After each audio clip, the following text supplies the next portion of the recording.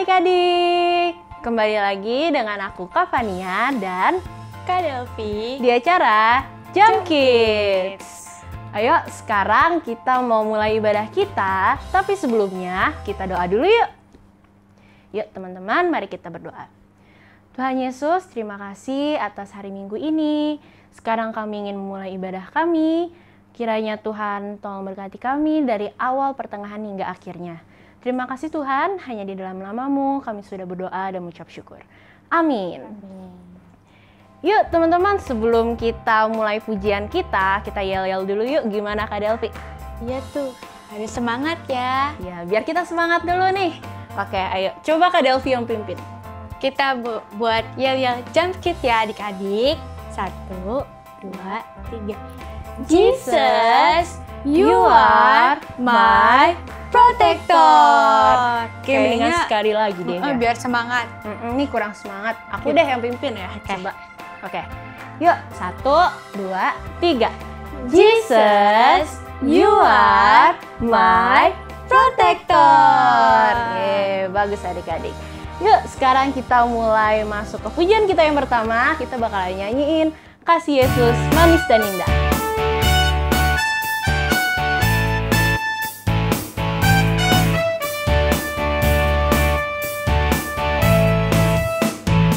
Kasih Yesus manis dan indah, kasih Yesus manis dan indah, kasih Yesus manis dan indah.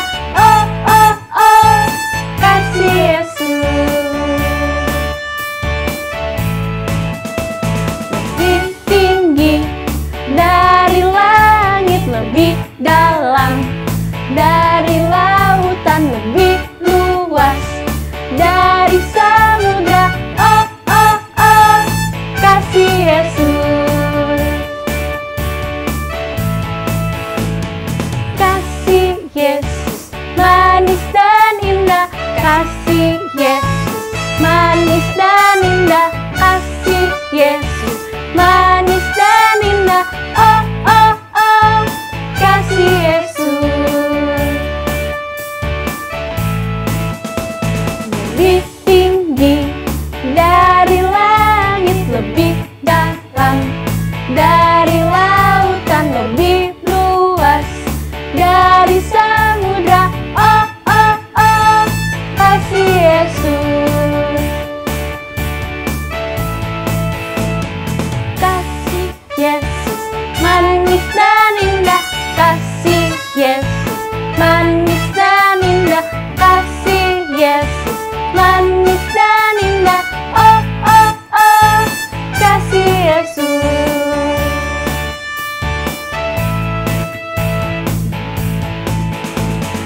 Lebih tinggi dari langit, lebih dalam dari lautan, lebih luas dari samudra. Oh oh oh, kasih Yesus. Oh oh oh, kasih Yesus.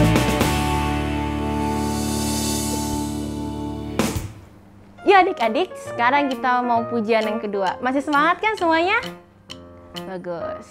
Oke, yuk sekarang kita mulai pujian kita yang kedua. Musik.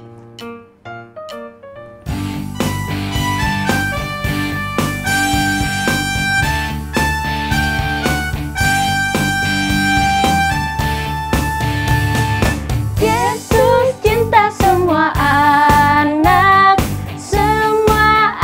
di dunia. Kuning, putih, dan hitam, semua dicinta Tuhan. Yesus cinta semua anak di dunia. Yesus cinta semua bangsa di dunia. Kuning, putih, dan hitam, semua dicinta Tuhan. Yesus cinta semua bangsa di dunia. Yesus cinta semua anak di dunia. Kuning, putih, dan hitam, semua dicinta Tuhan. Yesus cinta semua anak di dunia.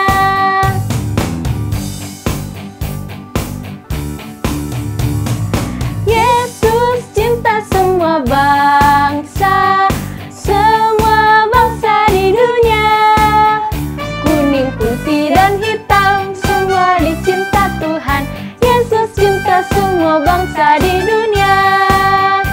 Kuning, putih, dan hitam, semua dicinta Tuhan. Yesus cinta semua bangsa di dunia. Yesus cinta semua bangsa di dunia. Yesus cinta semua bangsa di dunia. Yeay. Yuk adik-adik, sekarang siapin hati kita karena kita mau masuk ke firman Tuhan. Kita mau dengerin suara Tuhan. Sebelumnya kita nyanyiin dulu satu lagu. Bapakku datang padamu.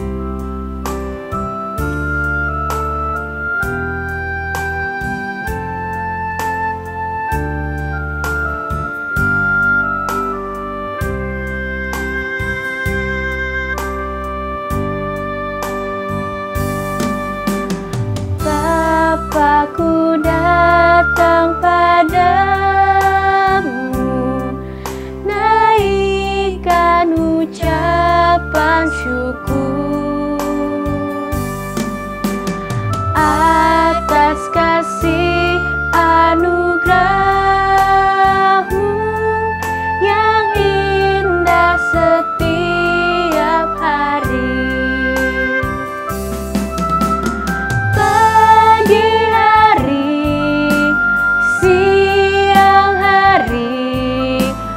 Sore dan malam hari,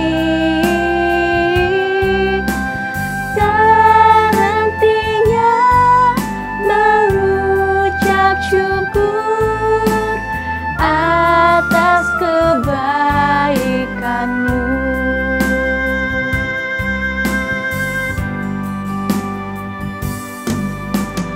Bapakku datang padamu, naikkan ucapan syukur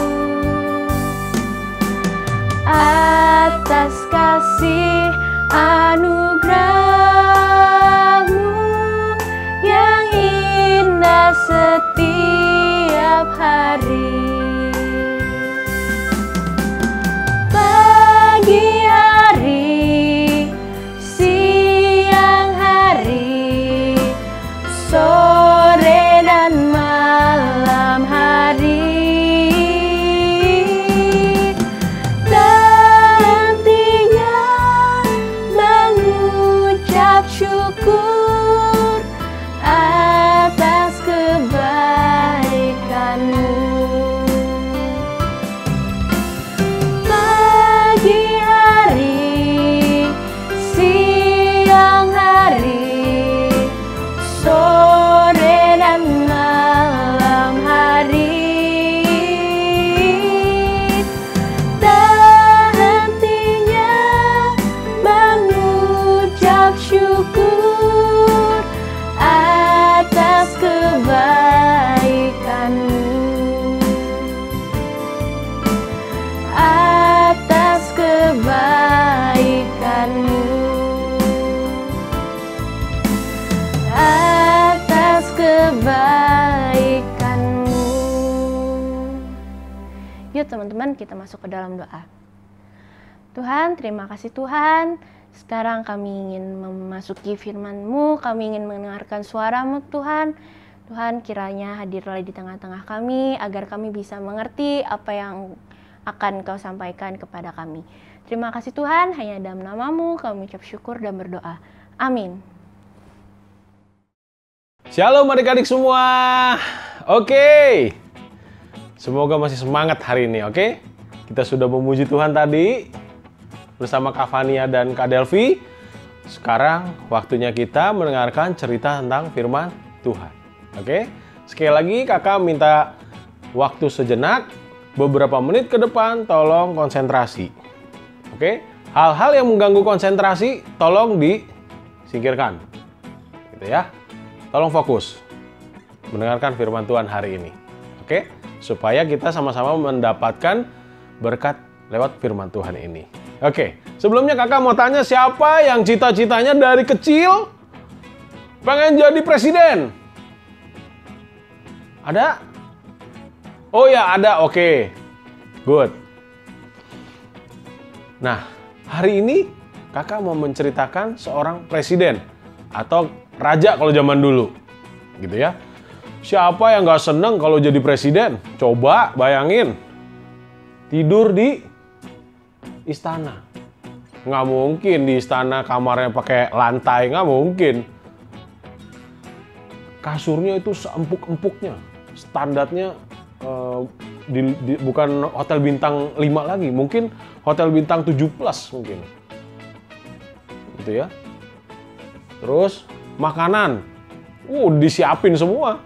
Kitchennya rapi di istana, walaupun kakak nggak pernah masuk ke dalam kitchennya istana, tapi kakak percaya pasti semua tertata rapi, nggak ada kecoa-kecoa gitu ya, tikus gitu, nggak ada pasti. Gitu ya, lebih bagus dari hotel bintang 7+ pastinya. Gitu ya, di suatu negara. Bayangin coba. Terus apa lagi? Dikawal. Jadi kalau kemana-mana nggak bisa naik busway sendirian, nggak bisa. Naik MRT sendirian di tap gitu, nggak bisa. Kalau dia mau naik MRT, pintu semua udah terbuka semua. Pengawalan di mana-mana. Radius sekian ratus meter pasti udah dikawal. Banyak tentara atau polisi. Itu semua disteril. Gitu ya. Itu kalau raja dan presiden. Gitu. Kamu lihat deh, kalau misalnya Pak Jokowi mau menghadiri satu tempat gitu ya, wah itu udah disteril gitu. Kalau di jalanan gitu ya, kakak kan beberapa kali ketemu ya. Nah itu kita di stop sekian menit supaya jalanan lancar. Baru Pak Presiden lewat gitu kan. Beda. Kalau kita kan nggak mungkin di stop dulu, kita kan barengan. Beda. Kalau Presiden lewat, beda banget. Semua udah ada semua. Mobil udah ada. Nggak pusing mikirin hal-hal yang bersifat teknis. Gitu ya. Tapi tugasnya adalah memikirkan satu negara untuk menjadi negara yang lebih baik dari negara lain. Gitu ya. Semuanya pokoknya disediain deh. Apapun, mulai dari sepatu, mulai dari baju, semua disediain. Jas. Kalau zaman dulu ada perisai raja, mahkota, semua disediain. Vitamin mungkin ya. Pokoknya dengan kualitas yang premium. Atau kualitas yang paling bagus. Makanan juga sayuran dari kualitas yang terbaik. Ikan juga sama. Ayam mungkin makannya nggak ayam pejantan, mungkin ayam kampung atau pokoknya yang sehat-sehat lah. Gitu ya. Mungkin nilai gizinya ditimbang. Harus kalorinya sekian. Itu pasti udah disiapkan. Dia udah nggak mikirin hal itu. Semua udah disiapkan yang terbaik. Makanya banyak orang yang pengen jadi seorang pemimpin atau presiden gitu atau raja. Nah, suatu ketika ada raja atau pemimpin suatu negara gitu, itu bosen dengan pengawalan gitu ya. Wah, tiap hari bertahun-tahun dikawal terus. Tiap hari bertahun-tahun makan disediain, nggak boleh kemana-mana gitu ya. Nah, dia ngomong sama para pejabatnya, saya mau liburan ke pantai. Jadi saya nggak mau menjadi seorang raja atau presiden, saya mau jadi rakyat biasa. Bajunya juga jangan disiapin baju jas gitu ya atau baju kerajaan gitu, jangan. Baju biasa aja, baju rakyat biasa. Mungkin celana jeans, terus t-shirt atau kaos gitu ya, sepatu kets gitu, udah kayak orang pada umumnya. Kalau perlu cari baju yang jangan yang dijahit gitu ya.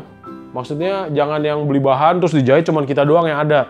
Udah beli baju di dep store gitulah. Yang dipakai oleh rakyat umum gitu ya. Oke, disiapin gitu ya. Nah, dia pakai baju biasa, semuanya biasa. Pengawalan jangan deket-deket. Radius sekian meter, jadi jangan seakan-akan kayak saya dikawal. Jadi saya nggak ketahuan. Mungkin dia pakai topi, pakai kacamata gitu ya. Jadi nggak kelihatan kayak dia seorang raja atau presiden. Oke.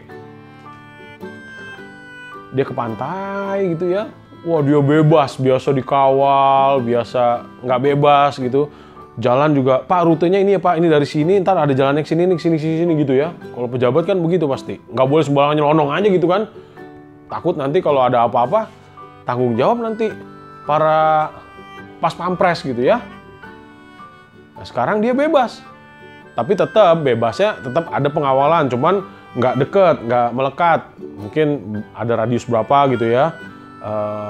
Bukan tentara pakai baju tentara atau polisi gitu. Mungkin pakai baju biasa gitu ya pengawalnya. Jadi sedikit lebih bebas dia. Gitu. Sedikit lebih rileks. Dia menganggap dia bukan seorang pemimpin. Dia menganggap dia sebagai rakyat biasa.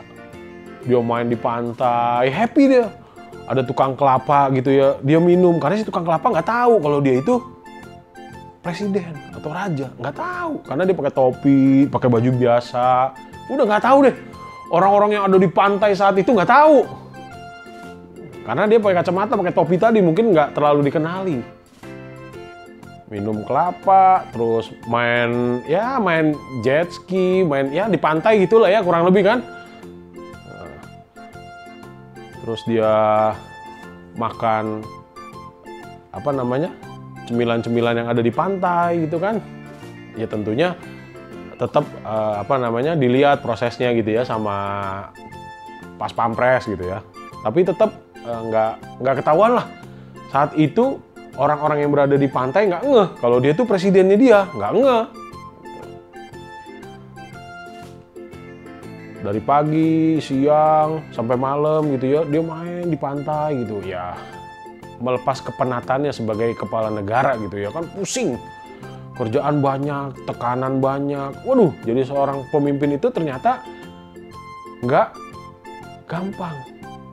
Nggak seperti yang kita kira. Banyak tekanan yang masuk ke dia. Wah, ini harus begini, harus begini, harus begini. Kadang bikin keputusan, ada yang nggak seneng. Gitu ya. Bayangin aja kalau kita lihat di Indonesia nih. Presiden kita coba. Gimana nggak stres coba? Lihat aja. Ntar ada pemberontakan, KKB. Wah. Ntar ada lagi organisasi yang begitu, ya kan? Nah, itu harus diputuskan. Dan harus diselesaikan semua permasalahan yang ada di negara. Oh, begitu presiden ini ke pantai ini melupakan semua masalah itu. Dia jadi rakyat biasa. Gitu ya. Pagi, siang, malam seneng banget dia. Wah, ngobrol-ngobrol sama orang-orang di pantai, main gitu ya. Nggak nyangka kalau dia itu presiden gitu ya atau raja, nggak nyangka lah pokoknya semuanya. Dia ngobrol-ngobrol, ada yang orang sambil minum, ya kalau di pantai mungkin ada yang mabuk-mabuk gitu ya, minum bir, minum alkohol yang berlebihan gitu ya, ada yang mabuk gitu ya, ngaco-ngacoan gitu. Tapi si presiden ini atau raja ini nggak ikut-ikut begitu. Dia deketin, dia ngobrol, mungkin diajak komunikasi, kenapa kamu sering minum-minum begitu gitu ya. Nanti nggak baik buat tubuh kita gitu ya. Nah, yang namanya orang mabok kan otaknya agak error ya. Gimana ya? Ya ngomongnya jadi kasar lah. Jadi si raja ini atau seorang pemimpin ini dikatain, diledekin. Ya udah rajanya pikir orang mabok biarin aja lah ya. Nggak usah diladenin, yang penting kita udah kasih tahu jangan minum kebanyakan Pak, nanti lambungnya rusak. Nanti kalau lambungnya rusak, nanti repot, masuk rumah sakit, kan repot nanti, nggak bisa kerja. Kalau nggak bisa kerja nanti anaknya gimana, kebutuhan hidup sehari-hari gimana, gitu. Diketawain lah, diledekin, bayangin. Tapi karena si raja ini berpikir, oke, hari ini kan saya bukan raja, hari ini saya orang biasa. Jadi ya nggak apa-apa, diledekin biasa, nggak masalah, nggak marah dia. Gitu ya. Nggak cuma diledekin, nggak cuma dikatain. Si raja itu didorong. Waduh, pengawalnya dari radius 20 meter udah lihat nih. Udah mau ditangkap. Ya walaupun bagaimanapun, dia itu masih seorang pemimpin. Pengawalnya kan masih banyak tuh berkeliaran gitu ya. Mau nangkep, cuman rajanya kasih kasih kode gitu. Gak usah ditangkep lah gitu. Biarin aja, biarin gitu. Dengan kode tertentu. Aja ngomong lagi gitu ya, teman-teman yang lain, orang-orang yang lain gitu. Nah singkat cerita, Mungkin karena rajanya ini kasih arahan gitu ya. Orang yang lagi minum-minum itu mungkin nggak terima. Ditonjoklah rajanya. Wah, langsung karena mengancam nyawanya raja itu, langsung dipanggil, tangkap, gitu ya. Atau kalau kakak nggak tahu kalau bahasanya raja gimana suruh nangkep orang tuh nggak tahu dah. Pokoknya intinya, ayo tangkaplah gitu. Akhirnya orang-orang yang gerombolan yang rese tadi tangkep udah. Dari situ orang-orang yang lain yang tadinya lagi minum kelapa gitu, minum air kelapa, lagi main-main di pasir gitu ya, jadi tahu, kenapa ditangkap tuh? Oh, ternyata dia raja kita atau presiden kita. Nah, orang-orang jadi tahu. Nah, itu baru raja atau pemimpin satu negara. Satu negara. Nah, bayangin. Kalau kita lihat Tuhan Yesus, dia bukannya cuman raja lagi di satu negara. Dia pemimpin dunia ini sebenarnya. Kita lihat kisahnya dia. Kalau jadi pemimpin kan enak tadi kayak raja gitu kan. Wah, kayak presiden deh. Paling gampang kita pikirin presiden deh. Semua disediain gitu ya. Bahkan sampai kasur-kasurnya juga wah keren. Gitu. Nah, bayangin Tuhan Yesus waktu jadi manusia di dunia ini, apa yang didapat? Apakah dikawal kayak presiden tadi? Apakah dia tidurnya di istana? Di setiap wilayah ada. Dia mau ke Bandung, ada istana. Dia mau ke Bogor, ada. Dia mau kemana? Ada. Kalau presiden. Tapi Tuhan Yesus enggak. Bahkan waktu dia lahir aja nih, dia lahir. Lahir di mana? Bayangin, kandang domba. Terus sampai dia dewasa, sampai dia ngajar, sampai dia disalib. Bayangin. Udah diledekin sebelum disalib kan? Ditonjok, diapain lagi? Ditendang. Ya pokoknya diperlakukan ya kayak gitu. Padahal dia pemimpin dunia, bukan cuman Indonesia aja, dunia. Bayangin.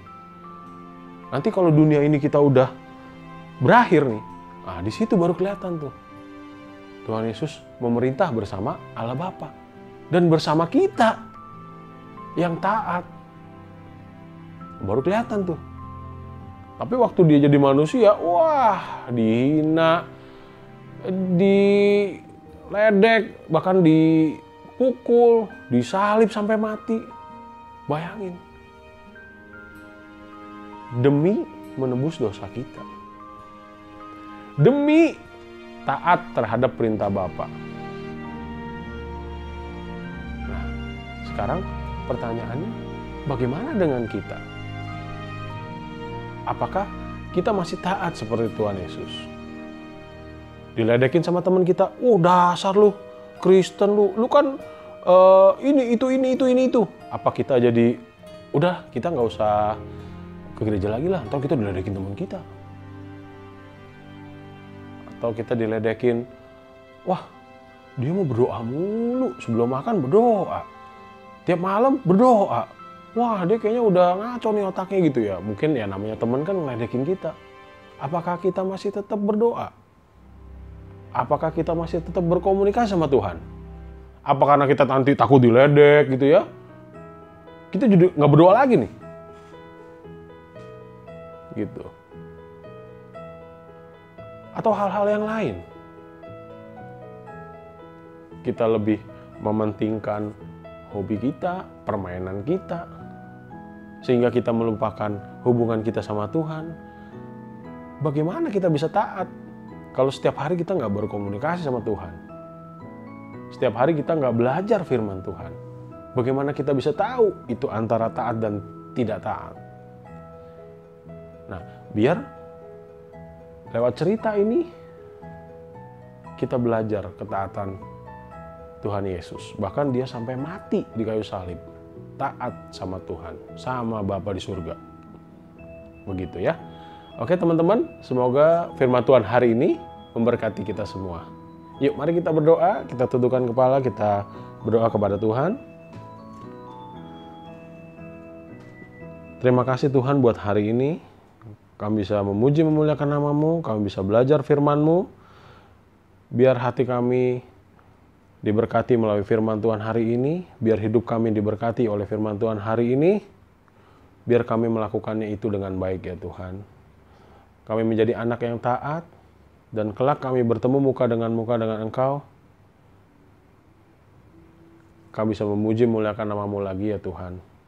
Tibakan kami minggu depan untuk kami bisa belajar firman-Mu kembali. Berkati semua kru yang telah melayani hari ini ya Tuhan. Berkati juga orang tua kami yang telah membesarkan kami, sehingga kami bisa mengenal Engkau ya Tuhan. Hanya di dalam nama Tuhan Yesus kami berdoa dan kami bersyukur. Haleluya. Amin. Shalom adik-adik. Kali ini masuk ke ayat hafalan. Ayat hafalan hari ini di 1 Korintus pasal 7 ayat ke-19b. Bunyinya, yang penting ialah menaati hukum-hukum Allah. Ayat hafalan hari ini di 1 Korintus pasal 7 ayat ke-19b. Bunyinya, yang penting ialah menaati hukum-hukum Allah. Dihafal ya adik-adik.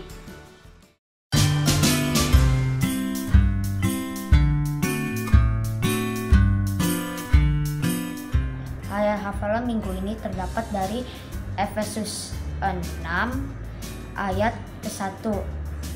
Hai anak-anak, taatilah orang tuamu di dalam Tuhan, karena haruslah demikian. Terima kasih, Tuhan memberkati. Efesus 6 ayat 1. Hai anak-anak, taatilah orang tuamu di dalam Tuhan, karena haruslah demikian. Terima kasih. Kita masuk dalam doa.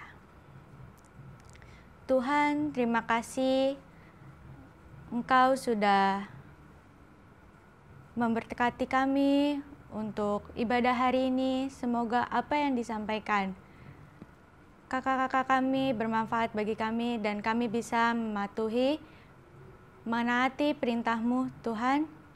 Sebentar kami akan melakukan aktivitas yang lain, berkati aktivitas kami. Haleluya, amin.